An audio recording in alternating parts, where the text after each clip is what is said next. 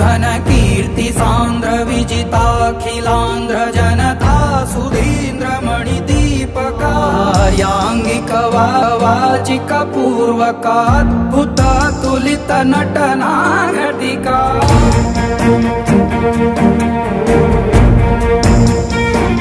నిరీతులుగా ఇన్నిన్ని పాత్రలుగా నిందర్శింపజేయగల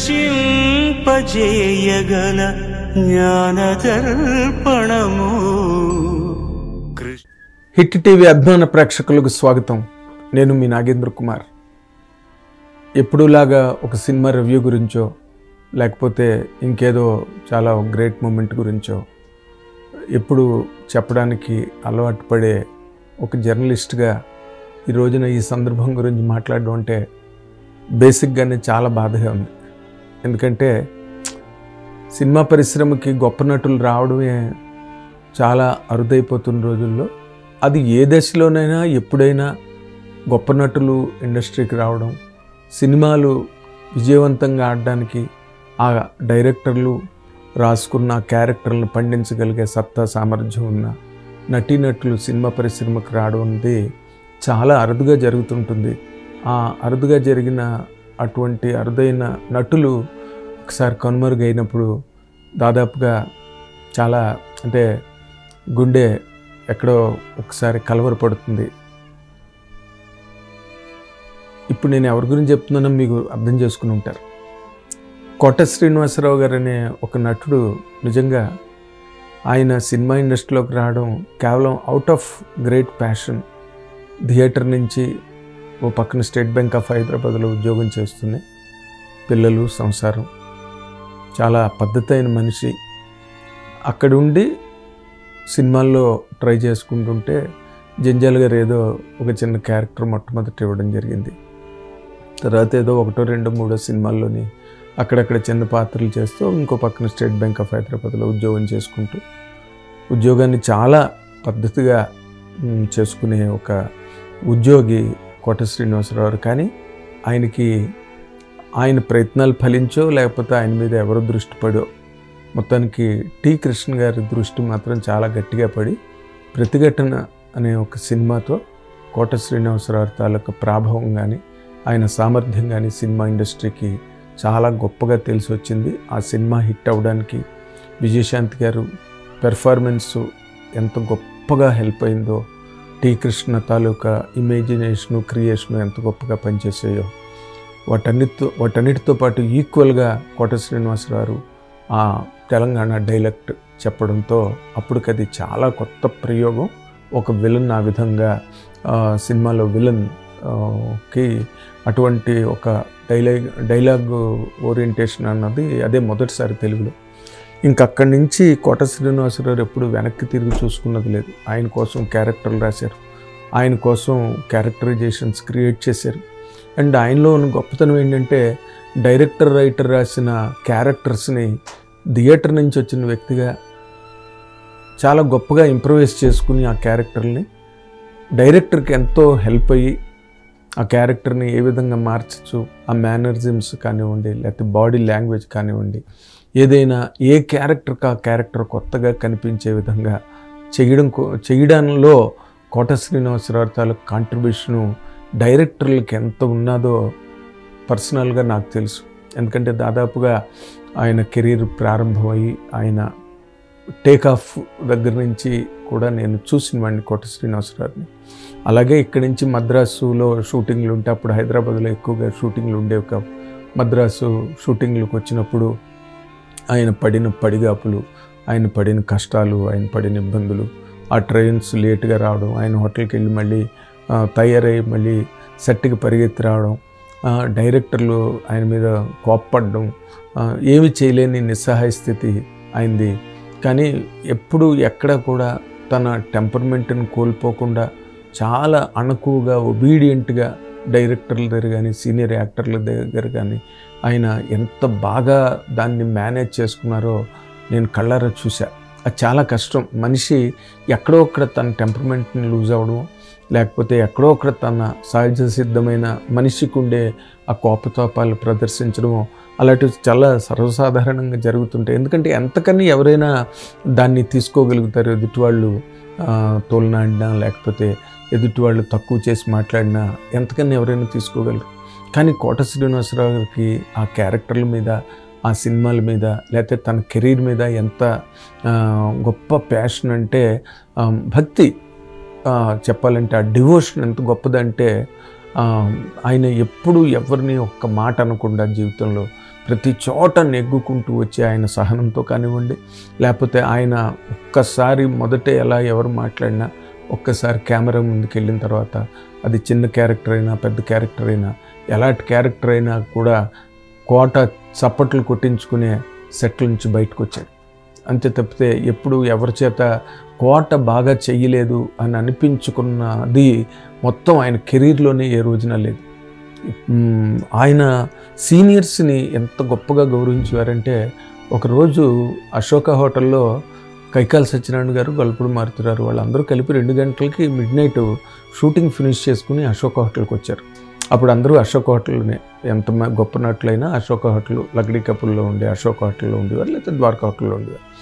అంటే మిడ్నైట్ వచ్చిన తర్వాత మాకు మంచి కాఫీ తాగాలందయ్యా కోట, ఎక్కడి నుంచైనా అరేంజ్ చేసి పెట్టు అంటే అతను హోటల్లో ఫ్లాస్క్ సంపాదించుకుని ఆ ఫ్లాస్క్ పట్టుకుని మరి ఆ మిడ్నైట్ 2 o'clockకి ఎక్కడి నుంచి ఆ కాఫీ తీసుకొచ్చారో నాకైతే తెలియదు, కానీ 2:30కో 3కో ఆ కాఫీ పట్టుకుని ఆయన హోటల్కి రావడం, ఆ కాఫీ తాగి వాళ్ళిద్దరూ పడుకోవడం, కోటకి థ్యాంక్స్ చెప్పడం నాకు తెలుసు. ఇలాంటి సందర్భాలు ఆయన, అంటే కోడి రామకృష్ణ గారు ఆయన్ని ఎక్కువ ఎక్స్ప్లైట్ చేశారు.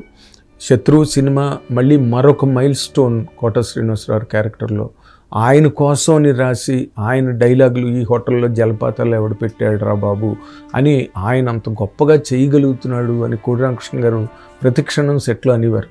భలే యాక్టర్ అండి, భలే యాక్టర్ అండి కోట శ్రీనివాసరావు అనేవారు. అండ్ కోటకి ఎంత శత్రువు సినిమా హిట్ అవ్వడానికి ఆ రోజుల్లో కోట క్యారెక్టరు, కోట తాలూకు టాలెంట్ ఏదైతే ఉందో అది 100% ప్లస్ అయింది. అందుకే ఒక సినిమా అని కాదు, ఒక మెగాస్టార్ చిరంజీవి గారి సినిమాలోనండి, వెంకటేష్ గారు, నాగార్జున గారు, బాలకృష్ణ గారు, ఎనీ ఫిల్మ్ కోట ఉన్నాడు అంటే కనుక ఆ కోట క్యారెక్టరైజేషను, ఆయన తాలూకా ఆ డిఫరెంట్ అప్రోచ్ క్యారెక్టర్ని హ్యాండిల్ చేయడంలో అలాంటివన్నీ కూడా కోట శ్రీనివాసరావు చాలా అద్భుతంగా చేసిన సందర్భాలు సినిమా ఇండస్ట్రీలో అందరికీ తెలిసినవే.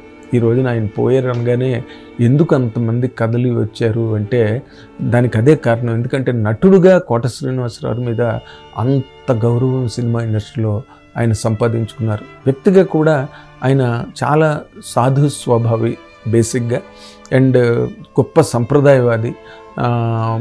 ప్రతి దానిలోని స్నేహబంధాన్ని మాత్రమే వెతుక్కున్న ఒక మంచి మనస్సున్న మనిషి అనమాట. స్నేహబంధమే అందరితోనే ఆయనకి. అందరూ చాలామంది మా మీడియాలో కానీ ఇండస్ట్రీలో కానీ ఆయన బాబాయ్ అని పిలిచిన వాళ్ళు చాలామంది ఉన్నారు. అబ్బాయి అని ఆయన పిలవడం ఆయనకు అలవాటు. ఆయన సీనియర్ ఆర్టిస్టులతో పాటు తనదైన ఒక కాంటెంపరీస్ ఎవరైతే ఉన్నారో బ్రహ్మానందం గారు, బాబు మోహన్ గారు అన్నాడు, వాళ్ళందరితో కూడా అంత సఖ్యంగా ఒక కుటుంబ బంధాన్ని ఆయన మెయింటైన్ చేయగలిగారు. ఆ రోజుల్లో అయితే అసలు యాక్చువల్గా అప్పుడే తెలుగులో, అంటే ఆంధ్రప్రదేశ్లో, కంబైన్డ్ ఆంధ్రప్రదేశ్లో షూటింగ్లు చేస్తే రాయితీలు ప్రకటించిన సంవత్సరం. అప్పటి నుంచి ఇంకా కోట గారు, బ్రహ్మానందం గారు, బాబు మోహన్ గారు అసలు ఇంటి దగ్గర ఉన్న సందర్భమే లేదు.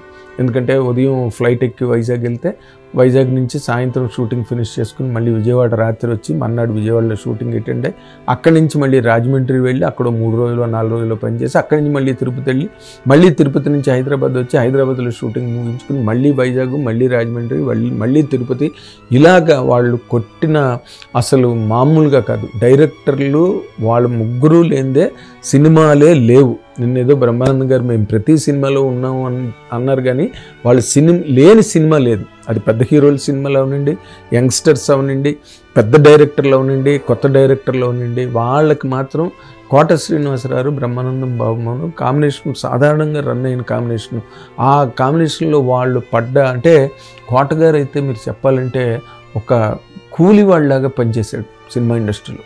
కూలి వాళ్ళు కూడా ఎక్కడో ఒకడో రెస్ట్ తీసుకుంటారు, ఎక్కడో ఒకడో వాళ్ళు పని వదిలేసి వెళ్ళిపోతారు, పని మానేసి వెళ్ళిపోతారు, డబ్బైనా వదులుకుంటారు.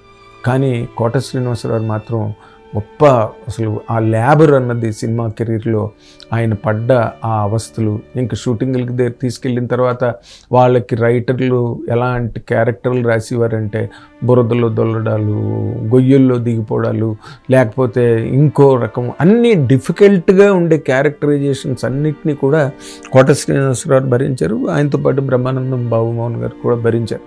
కాకపోతే కోట శ్రీనివాసరావుకి మెయిన్ లీడ్ క్యారెక్టర్ అవడం, బ్రహ్మానందం గారిది కమెడియన్ క్యారెక్టర్ అవడం, పక్కనే సపోర్టింగ్ క్యారెక్టర్ బాబుమోహన్ గారు ఉండడం, వీళ్ళన్నిటికీ main character, centre of the attraction అన్నది కోట శ్రీనివాసరావు. ఆ రోజు రంగారావు దగ్గర నుంచి మనం తీసుకుంటే రంగారావు మహానటుడు, దానికి ఎవరూ కాదనలేని విషయం. కానీ ఆ రోజుల్లో పాత్రలు చాలా ఒద్దికగా ఉండేవి, గంభీరమైన పాత్రలు ఉండేవి. డైలాగు, ఆ పర్సనాలిటీస్, రంగారావుకు ఉండే ఆ రెస్పెక్ట్ ఇండస్ట్రీలో, అవన్నిటితో వాళ్ళ క్యారెక్టరైజేషన్లు కూడా ఆ రోజునున్న పద్ధతిగా రచయితలు రాసేవారు. క్యారెక్టర్లు విలనీయే కావచ్చు, ఇంకొక సెంటిమెంటల్ క్యారెక్టర్ కావచ్చు, ఫ్యామిలీ డ్రామా కావచ్చు, ఏదైనా కావచ్చు. కానీ కోట శ్రీనివాసరావు గారు ఒక ప్రతినాయకుడిగా కానీ లేకపోతే ఒక క్యారెక్టర్ ఆర్టిస్ట్గా ఎదిగిన టైంకి సినిమా ఇండస్ట్రీలో కథలు మారిపోయినాయి, రచయితల తాలూకు ఆలోచనలు మారిపోయి, డైరెక్టర్స్ తాలూకు ఇమాజినేషన్స్ మారిపోయి బాగా మాస్ ట్రెండ్ వచ్చేసింది. ఆ మాస్ ట్రెండ్ని కోట శ్రీనివాసరావు ఎంత బాగా దాన్ని రక్తి కట్టించి ఆ క్యారెక్టర్ని హీరోలందరితో పాటు అసలు ఎలాంటి క్యారెక్టర్లు చేశారంటే దాని మీద ఒక పెద్ద డాక్టరేటే చేయొచ్చు యాక్చువల్గా కోట శ్రీనివాసరావు తాలూకా కెరీర్ మీద. అంత గొప్ప కెరీరు, గొప్ప సంగీతాభిమాని. ఘంటసాల గారు అంటే చెవి కోసుకునేవారు. అండ్ ఘంటసాల గారి పద్యాలు, పాటలు అంటే ఎవరు వాటిని పాడగలిగినా వాళ్ళని ఒళ్ళో కూర్చోబెట్టుకుని వాళ్ళ గురించి సంగీత డైరెక్టర్లకి చెప్పి, ఈ కుర్రాడు బాగా పాడతాడు, ఆ కుర్రాడు బాగా పాడతాడు అని అందరి గురించి చెప్పి, అందరితోని కలిపిగోరుగా ఉండి ఒక కుటుంబ సభ్యుల్లాగా సినిమా ఇండస్ట్రీలో ఉన్న అతి తక్కువ మంది ఆర్టిస్టుల్లో కోట శ్రీనివాసరావు గారు ప్రప్రథమంగా ఆయన పేరు చెప్పాలి. అది దాంట్లో ఆయన నటుడుగా ఎంత గొప్పగా రాణించి సినిమా ఇండస్ట్రీలో ఎన్నో సినిమాల విజయాలకి కారణమయ్యారో, అలాగే ఒక వ్యక్తిగా కోట శ్రీనివాసరావు ఆయన ఇంటికి ఎవరు వెళ్ళినా కూడా ఎండాకాలం కొత్త ఆవకాయ పెడితే, కొత్త ఆవకాయ వచ్చిందయా భోజనం చేయడానికి రండి అని చెప్పి ఆయన మిస్సెస్ ఎంతో చక్కగా ఆతిథ్యం ఇచ్చి వాళ్ళని సత్కరించి, వాళ్ళు ఎంతమందికి ఆర్థికంగా కూడా ఆయన సాయం చేయడం నాకు తెలుసు. ఎవరు కష్టం వచ్చి పిల్లల చదువుల కోసం లేకపోతే ఇంకో రకమైన కష్టం వచ్చి గుమ్మంలోకి వెళ్తే వాళ్ళందరికీ కూడా వాళ్ళు అడిగినంత ఇచ్చి మరి సాయం చేసి, పోనీ ఇంత తీసుకోండి, మిగిలింది మీరు మేనేజ్ చేసుకోండి అని కూడా అనకుండా వాళ్ళకి ఎంత అవసరమైతే అంత అవసరం వాళ్ళకి తీర్చి పంపించిన సందర్భాలు చాలా ఉన్నాయి. అది ఆ అవసరాలు పొందిన వాళ్ళు, ఆ సహాయం పొందిన వాళ్ళకి అందరికీ నేను ఏం చెప్తున్నానో, ఎవరి గురించి చెప్తున్నానో వాళ్ళందరికీ అర్థమవుతుంది. కాకపోతే ఆయన ఎప్పుడూ కూడా ఏంటంటే ఆయన కుడి చేతితో చేసిన పని ఎడం చేతికి తెలియకుండానే మెయింటైన్ చేసుకుంటూ వచ్చారు. ఆ గుణం లేదు ఆయనలో. బయటకు వచ్చి బాహాటంగా నేను వీళ్ళకి అది చేశాను, వాళ్ళకి అది చేశాను అని చెప్పుకునే గుణం లేదు కోట శ్రీనివాసరావులో. నేను చెప్పా కదా ఇందాకలో, చాలా సాధు స్వభావి, సహజమైన మనిషి. అండ్ ఎక్కడి నుంచి తన రూట్స్ ఎక్కడి నుంచి వచ్చి ఏ విధంగా తను ఎదిగారో ఆ రూట్స్ని మర్చిపోని ఒక మంచి స్వచ్ఛమైన వ్యక్తిత్వం కోట శ్రీనివాసరావు తాలూకా చిరునామాగా మనం చెప్పచ్చు. కాకపోతే ఏంటంటే ఆయన సినిమా ఇండస్ట్రీలో ఒక టైంలో మనకి కోట శ్రీనివాసరావు మంచి ఫైల్లో ఉన్న రోజుల్లోనే మెల్లిగా ట్రెండ్ మారుతూ రావడం, ఈ హిందీ యాక్టర్లు, మలయాళం యాక్టర్లు, తమిళ యాక్టర్లు రావడం, అప్పటికి ఇంకా పాన్ ఇండియా ఇమేజ్ తెలుగు సినిమాకి రాకపోవడంతో కోట శ్రీనివాసరావుకి దాదాపుగా మెల్లిమెల్లిగా క్యారెక్టర్లు తగ్గుతూ వచ్చాయి. అంటే కొత్త డైరెక్టర్లు వచ్చి ఆ హిందీ విలన్స్ను, హిందీ క్యారెక్టర్ ఆర్టిస్టులను, లేకపోతే తమిళ్, మలయాళం నుంచి తెచ్చుకోవడం, ఇలాంటివేవో ఒక ప్రయోగాలు, ఒక వినూత్నమైన విధానం సినిమా ఇండస్ట్రీలో ప్రారంభమైపోయింది. ఆ ప్రారంభమైన ఆ ఊపులో కోట శ్రీనివాసరావు పూర్తిగా పూర్వపక్షం చేయబడ్డారు. ఆయన క్యారెక్టర్లు దొరకలే. ఆయన క్యారెక్టర్లు చేయడానికి అంత అద్భుతమైన నటుడు ఇంకో రకంగా చెప్పాలంటే ఏ హిందీలోనో, ఏ మలయాళంలోనో, ఏ తమిళ్లోనో కనుక పుట్టుంటే అతని తాలూకా కీర్తి ప్రతిష్టలు నిజంగా దేశవ్యాప్తమై నేషనల్ వైడ్ అనమాట. అంటే ఒక పాన్ ఇండియా యాక్టర్ ఆ రోజుల్లోనే ఆయన అయిపోయి ఉండేవారు. కాకపోతే తెలుగు నటులకు అది చాలా తక్కువ మంది అవకాశం వచ్చింది. ఓ రంగారావు తమిళ్లో వరకు ఆయన పాపులర్ అయ్యారు, తమిళ బ్రహ్మాండంగా మాట్లాడేవారు. భానుమతి గారు తమిళ నటి అయ్యారు. అండ్ సావిత్రి గారు తమిళ నటిగానే గుర్తింపు, తమిళ నటిగానే ఆవిడ స్థిరపడిపోయారు తమిళనాడులో. ఇవన్నీ కానీ పాన్ ఇండియా ఇమేజ్ అన్నది ఏ రోజున రాని పరిస్థితులు. తర్వాత అదే పరిస్థితి కోట శ్రీనివాసరావు నటుడుగా సీనియర్గా ఎదిగిన తర్వాత కూడా మార్పు చేర్పులతో తెలుగు యాక్టర్లలో ముఖ్యంగా క్యారెక్టర్ ఆర్టిస్టులు కోట శ్రీనివాసరావు చేసే కైండ్ ఆఫ్ క్యారెక్టర్స్కి తక్కువ భాషా నటుల్ని, ఇతర పరభాషా నటుల్ని ఎంచుకోవడం అన్న ఒక ఉద్ధృతమైన ప్రయత్నంలో కోట శ్రీనివాసరావు మరుగున పడిపోయారు. చాలా కాలం ఆయనకి క్యారెక్టర్స్ లేకపోవడం అన్నది ఆయన అనుభవించిన ఆ బాధను కూడా నాకు తెలుసు పర్సనల్గా. అండ్ ఆ తర్వాత రోజుల్లోనే ఏంటంటే గబ్బర్ సింగ్లో చాలా మంచి క్యారెక్టర్ చేయించారు. అండ్ గబ్బర్ సింగ్లో ఆ పాట కూడా తాగుబోతులం మేము అనే పాట కూడా కోట చేత బలవంతం పెట్టి పాడించారు దేవిశ్రీ ప్రసాద్ వాళ్ళు. అండ్ కీరవాణి గారు కూడా చేసేశారు, బాగుంటుంది మీరు పాడితే బాగుంటుంది అని చెప్పి. ఆయన మొహమాట పడుతూనే పాడారు, కానీ ఆ పాట మాస్ జనాల్లోకి చాలా బాగా వెళ్ళింది, ఆ క్యారెక్టర్ బాగా పడింది గబ్బర్ సింగ్ సినిమాలో. మనం ఆ పాట ఎప్పటికీ మర్చిపోలేము. మాస్టర్స్ అసలు అయితే మర్చిపోలేరు, ఎందుకంటే ఆయనకుండే ఆ సంగీత అభిమానం చేత ఆ పాట ఆయన చేత పాడించారు. తర్వాత విషయాల్లోకి కనుక ఆయన వ్యక్తిగతంగా చూసుకుంటే ఏంటంటే క్యారెక్టర్లో పక్కన తగ్గడం. సరే వాళ్ళ అబ్బాయి కూడా చేతికందుకు వచ్చాడు, ఆ అబ్బాయి కూడా సినిమా యాక్టర్ అవబోతున్నాడు. అండ్ కోట శ్రీనివాసరావు తాలూకు పర్సనల్ కార్యక్రమాలు కానీ ఉండి, లేకపోతే ఇంకోటి కానీ ఇంటికి సంబంధించినవి, ఆయన పర్సనల్ అకౌంటెన్సీకి సంబంధించిన విషయాలు అన్నీ వాళ్ళ అబ్బాయి దగ్గర చూసుకున్నాడు. చాలా సమర్థుడైన కొడుకు కోట శ్రీనివాసరావు అబ్బాయి. కానీ అతను కూడా అర్ధాంతరంగా లేదా చాలా అనుకోని పరిస్థితుల్లో ప్రమాదం జరిగి ఆయన చనిపోయిన తర్వాత, వాళ్ళ అబ్బాయి చనిపోయిన తర్వాత దాదాపుగా కోట శ్రీనివాసరావులో సర్వస్వం కోల్పోయినట్టు అయిపోయారు ఆయన. నిజంగా మొదటి రోజుల్లో ఆయన ఎంత కష్టపడి, ఇందాక నేను చెప్పినట్టుగా కూలి పని చేసినట్టుగా కెరీర్లో అంత కష్టపడి ఇంటి పట్టునే లేకుండా ఊళ్ళు తిరుగుతున్నాం, రోజులు షూటింగ్లు చేస్తున్నాం, రాత్రి పగలు చేస్తున్నాం, కాల్ షీట్స్ మీద కాల్ షీట్స్ పని చేస్తున్నాం. ఒక కూలి వాళ్ళకి పనిచేసి తను వ్యక్తిగతంగా కానివ్వండి, ఆర్థికంగా కానీ ఆయన ఒరిజినల్గానే శ్రీమంతుడు కోట శ్రీనివాసరావు. ఆయన ఒరిజినల్గా వాళ్ళకి భూములు పంటలు అవన్నీ ఉన్న కుటుంబం నుంచి వచ్చిన వ్యక్తి. అయిన తర్వాత ఉద్యోగి, ఆయన ఎప్పుడు ఎవరి దగ్గర చెయ్యి జాపలేదు, ఎవరిని మోసం చేయలేదు. సినిమా పరిశ్రమలో ఏ రకమైన అపవాదులు సినిమా ఇండస్ట్రీలో కోట శ్రీనివాసరావుకి లేవు బేసిక్గా. కాకపోతే ఏంటంటే ఆయన సరదాగా జోకులు వేయడం, సరదాగా కామెంట్లు పాస్ చేస్తే అవన్నీ నవ్వుకున్న చోట నవ్వుకున్నారు, ఎంజాయ్ చేసిన చోట ఎంజాయ్ చేశారు. కానీ అవి ఒక్కొక్కసారి అవి అవతల వాళ్ళకి చురకల్లా తగలడం, లేకపోతే ఏదో మాట అన్నాడు, మాట తూలిపోయాడు కోట అని చెప్పి ఆయన మీద విస్తృతమైన ప్రచారం సినిమా పరిశ్రమలో జరగడం, దానివల్ల కొంత వైషమ్యాలను కూడా ఆయన ఎదుర్కొన్నారు సినిమా పరిశ్రమలో కోటని. ఎందుకంటే ఆయన ఏదో ఒకసారి ఒక సామాజిక వర్గాన్ని దూషించి మాట్లాడారని చెప్పి పెద్దలందరూ కోట మీద ఒక రకమైన కోపం ప్రకటించడం జరిగింది, కోపించారు. ఇంకా సినిమాలు ఉండవు కోటకి అనే ఒక పరిస్థితి సినిమా ఇండస్ట్రీలో వచ్చేసింది. కానీ కరెక్ట్గా అదే టైంకి గణేష్ రావడం, వెంకటేష్ తిరుపతి స్వామి తమిళ డైరెక్టరు, గణేష్ సినిమాకి చాలా మెయిన్ క్యారెక్టర్కి సురేష్ బాబు గారు సైన్ చేసి సినిమా ఇండస్ట్రీలో మళ్ళీ ఆ క్యారెక్టర్తో మళ్ళీ అసలు గణేష్ క్యారెక్టర్ ఎవరు చూసినా కూడా అసలు అలాంటి క్యారెక్టర్ చేయడానికి ఇండియాలో మరొక యాక్టర్ ఉన్నాడా, ఇంకో యాక్టర్ని మనం ఊహించగలమా గణేష్ లాంటి ఆ క్యారెక్టర్ చేసిన అన్నది అసలు ఎంత అద్భుతమైన పెర్ఫార్మెన్స్ నిజంగా. అందుకే నేను వెంకటేష్ గారు కూడా శత్రువు, గణేష్ ఎన్ని సినిమాలు వాళ్ళ కాంబినేషన్స్లో పనిచేశారు.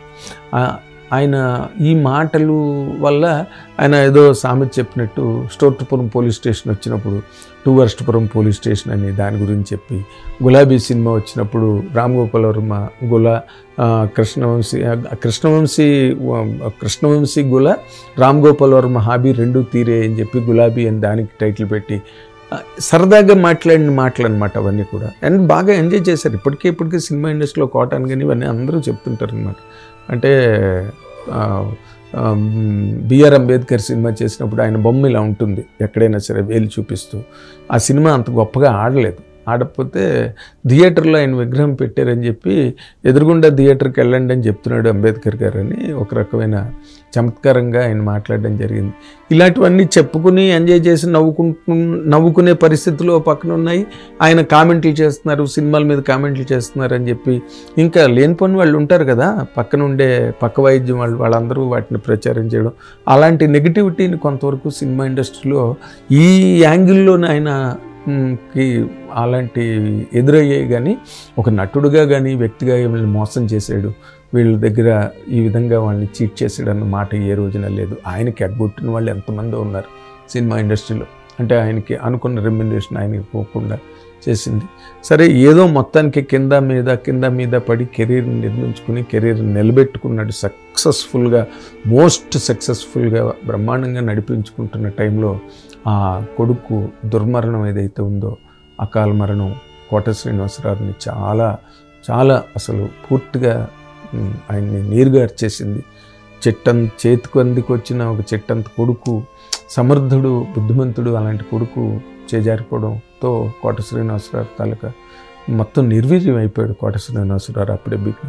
ఆ తర్వాత కూతురుకి కాలిపోవడం, ఇవి కూడా ఆయన్ని చాలా బాధ పెట్టాయి. ఆయన బయటికి చెప్పుకోలేకపోయినా ఈ వీటిల్లో సినిమాలు తగ్గడం. నేను ఎప్పుడు వెళ్ళినా నాతో అనేవారు అనమాట, ఏదో కూర్చున్న క్యారెక్టర్లైనా నాకు ఇవ్వచ్చు కదా అబ్బాయి, మరి ఇంట్లో నాకు బోర్ కొట్టేస్తున్నది ఇంట్లో కూర్చుని అని నాతో అంటుండేవారు.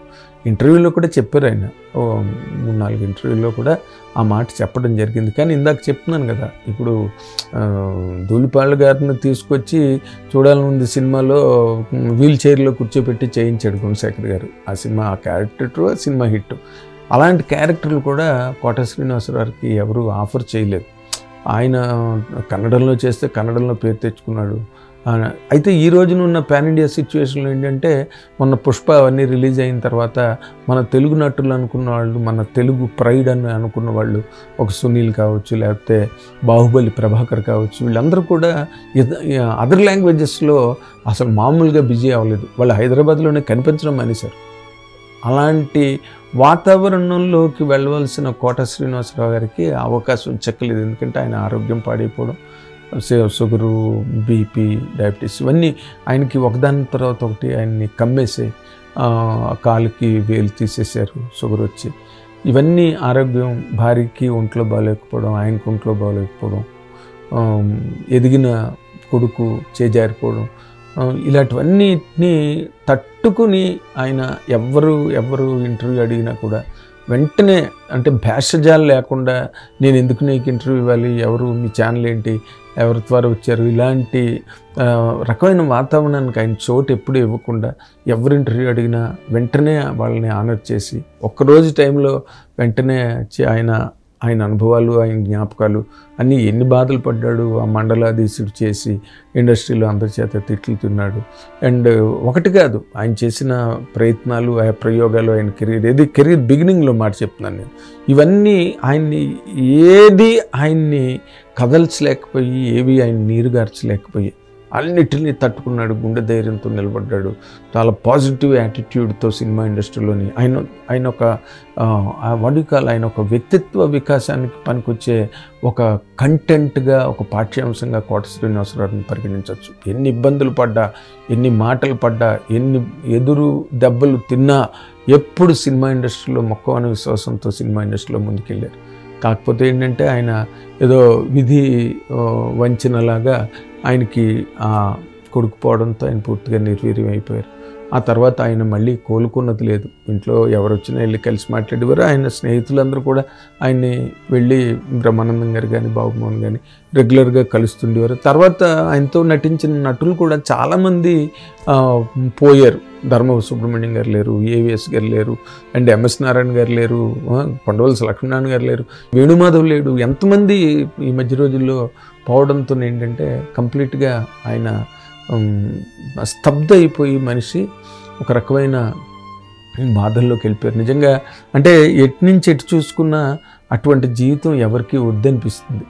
ఎందుకంటే నటుడుగా ఆయన కోట శ్రీనివాసరావులా మేము చేయగలమా, లేకపోతే కోటని ఎవరు రిప్లేస్ చేయలేరు. 100% దెర్ ఇస్ నో డౌట్. ఒక రంగారావుకి ఎలాగైతే రిప్లేస్మెంట్ లేదో కోట శ్రీనివాసరావుకి కూడా రిప్లేస్మెంట్ లేదు. చాలా చాలా చాలా హైలీ ఇంపాసిబుల్ నేను చెప్తున్నా కదా. ఎందుకంటే అలాంటి యాక్టర్ని మళ్ళీ ఇప్పటివరకు తెలుగు ప్రొడ్యూసర్లు కానీ డైరెక్టర్లు కానీ ప్రొడ్యూస్ చేయలేపారు. అంత గొప్ప నటుడు కోట శ్రీనివాసరావు. ఎన్నేళ్ళైనా కోటకి రిప్లేస్మెంట్ అయితే మాత్రన్నారు. కాకపోతే దాని వెనకాతల రిప్లేస్మెంట్ లేని గొప్ప ఘనతని సాధించిన కోటగారి వెనకాతల ఒక చాలా లెబోరియస్ లైఫ్, ఒక చాలా క్రిటికల్ లైఫ్, చాలా కష్టతరమైన జీవితాన్ని గడిపి తర్వాత క్లిష్టమైన సమస్యలను ఎదుర్కొని ఆఖరిని ఏంటంటే నిన్నటి రోజున సరదాగానే ఉండేవారు మ్యాక్సిమం దానిలో. తన తాలూకా ప్రతిభని ఎప్పుడు గొప్పగా చెప్పుకోలేదు. లక్కు నాకన్నా చాలా గొప్ప నటులు ఉన్నారు, నాకు అదృష్టం కలిసి వచ్చిందని అనేవారు తప్పితే నేను చాలా గొప్ప నటుడిని, నేను పీకాను, నా అంతటి వాడు లేడు అని ఏ రోజున ఆయన మాట్లాడలేదు. అలాంటి ఒక మంచి గొప్ప నటుడే కాకుండా ఒక గొప్ప వ్యక్తిగా కూడా ఆయన మీద చాలా అపవాదులు ఉండేవి. కానీ వాటన్నిటిని పాజిటివ్గా తీసుకుని ఎవరిని పల్లెత్తి మాట అనకుండా సినిమా ఇండస్ట్రీలో లోకులు కాకులు అన్నట్టుగా ఆయన అందరినీ ఒకే రకంగా ట్రీట్ చేసి అందరితోని బ్యాలెన్స్లో ఉంటూ జీవితంలో ఇంబ్యాలెన్స్ వచ్చింది. దాన్ని కూడా ఒక రకంగా తట్టుకుని నిలబడ్డా. ఆరోగ్యంలో వచ్చిన ఇంబ్యాలెన్స్ని ఆయన ఏమీ చేయలేకపోయారు. ఆఖరి రోజున నిన్న ఆయనకి అందరూ కడపడి వీడ్కోలు పలకవలసి వచ్చింది. సినిమా ఇండస్ట్రీ అంతా తరలి వచ్చింది, హీరోలు అందరూ వచ్చారు. ఆ మధ్యనే పవన్ కళ్యాణ్ గారు ముందు ఒకసారి వచ్చారు, మళ్ళీ నిన్న కూడా వచ్చి పార్థివ దేహాన్ని సందర్శించి వెళ్ళారు. మెగాస్టార్ చిరంజీవి గారు వచ్చారు, వెంకటేష్ గారు వచ్చారు. సినిమా ఇండస్ట్రీలో రాని వాళ్ళు లేరు నిన్న. ఎందుకంటే ఆ క్షణాలే ఏ మనిషి ఇచ్చి జీవితం తాలూకు గొప్పతనాన్నైనా చెప్తాయి. ఆ క్షణాలే ఈ ప్రపంచాన్ని వదిలిపెట్టి వెళ్ళిపోతున్న ముందు క్షణాలు. ఎవరైతే అంత ప్రేమగా ఎంత బాధపడ్డారు అసలు అందరూ. అంటే ఇట్స్ ఎ గ్రేట్ ఎగ్జిట్. చాలా బాధాకరమైన ఒక పరిస్థితుల్లో కోటగారు మనందరినీ, సినిమా ఇండస్ట్రీని, ప్రేక్షక లోకాన్ని విడిచిపెట్టి వెళ్ళిపోవడం జరిగింది. ఆయన ఆత్మకి శాంతి కలగాలని హిట్ టీవీ తరఫున కోరుకుంటున్నా. వారి కుటుంబ సభ్యులకి నా ప్రగాఢ సానుభూతి తెలియజేస్తున్నాను. హిట్ టీవీ యాప్, ఇందులో short news, live news, entertainment shows, movies, digital magazines తో పాటు మీ జిల్లా వార్తలను కూడా ఫ్రీగా చూడొచ్చు. ఇంకెందుకు ఆలస్యం, వెంటనే హిట్ టీవీ యాప్ ని డౌన్లోడ్ చేసుకుని ఫ్రీగా ఎంటర్టైన్మెంట్ పొందండి. Hit TV app. Hit TV app. Please download hit TV app. Hit TV app ని ఫ్రీగా డౌన్లోడ్ చేసుకుని ఎంజాయ్ చేయండి. మీకు నచ్చిన ఎంటర్టైన్మెంట్ కోసం హిట్ టీవీ యాప్ ని ఫ్రీగా డౌన్లోడ్ చేసుకుని ఎంజాయ్ చేయండి. హిట్ టీవీ యాప్ ని డౌన్లోడ్ చేసుకుని ఆస్వాదించండి, ఆశీర్వదించండి. ఇంతమంది సెలబ్రిటీలు హిట్ టీవీ యాప్ ని డౌన్లోడ్ చేసుకోండి అని చెప్తున్నారంటే ఎంత మంచి యాప్ ఆలోచించండి. అమెరికా అమెరికాలో చదవాలనుకునే వాళ్ళకి విశ్వసనీయమైన పేరు మన శౌర్య కన్సల్టెన్సీ. UK లో 1 year masters, UK లో 1 year masters, 2 years work permit up to 5 years visa. Contact Saurya Consultancy. Contact 89851 89851.